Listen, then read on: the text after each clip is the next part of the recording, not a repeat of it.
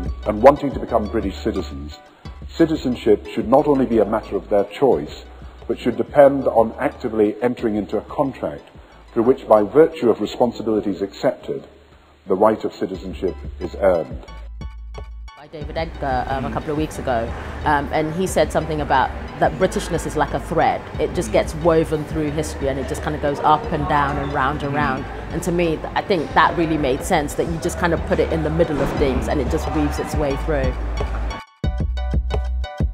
There's a difference between being English and being British. I think being English is a specific thing, being Scottish is a specific thing, but I think being British, you can be British Welsh, you can be British Asian, you can be British Nigerian. It's that bit that encompasses all of us wanting to be here. There's a new wave of immigration here, and people who have every right to say that they are British, and they need to shape the identity of Britain going forward.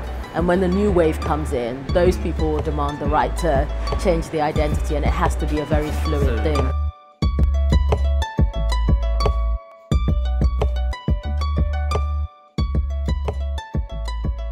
Mission statement of the Citizenship Foundation would be empowerment of individuals through education about the law, democracy and society. They aim particularly to work with young people as kind of the next generation through various projects, including diversity and dialogue.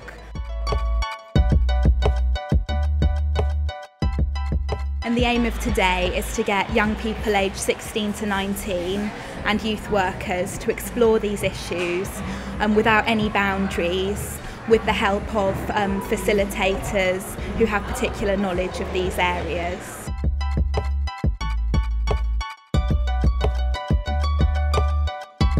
The aim of Polygon Arts is to link together communities and give people space to be active in their own communities through the art.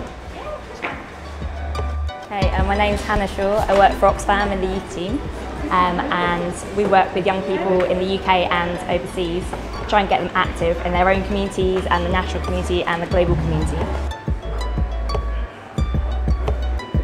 I'm Anne Montague and I work for Amnesty International UK and I'm the youth coordinator. So basically what I do is help young people to campaign and take action for Amnesty on a wide range of human rights issues.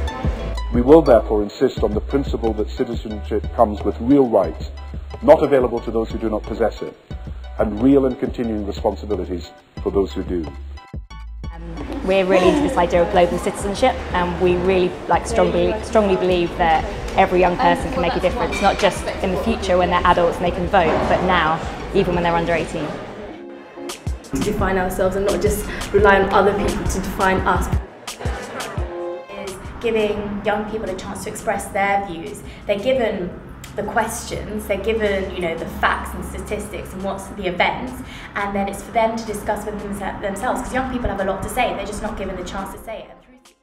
For me, I've been organising the climate change one, and I just think it's a really important issue at the moment, because it's the young people that I want to try and make people realise that they have the power to make the difference, and they really have to make a difference, because if it's not our generation that decides it's time to make a difference and that decides that we're living lives that aren't sustainable and can't go on, then by the time the next generation comes about, it's going to be too late.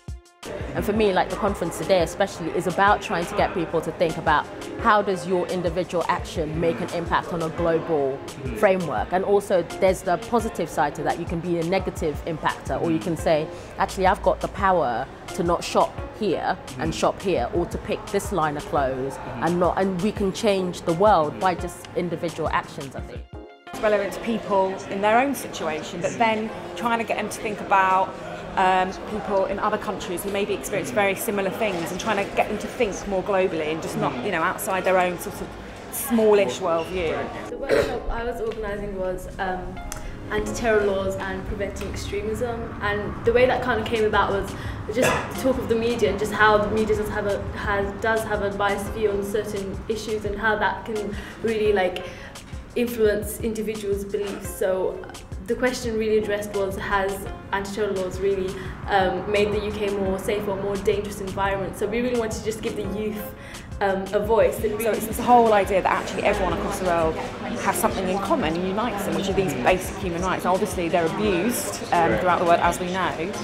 But for us, it's about engendering this sense of, okay, this affects me here now, but also this does affect other people all over the world, basically. And then trying to build this sense of, you know, we all live in one world. The one thing that I would really like people to take is that I know today we focused on one law, and like one law that was violating, like, you know, arguably a person's human rights. You know, next time if there's another law, you know, violating another group of people, you know, like, take action.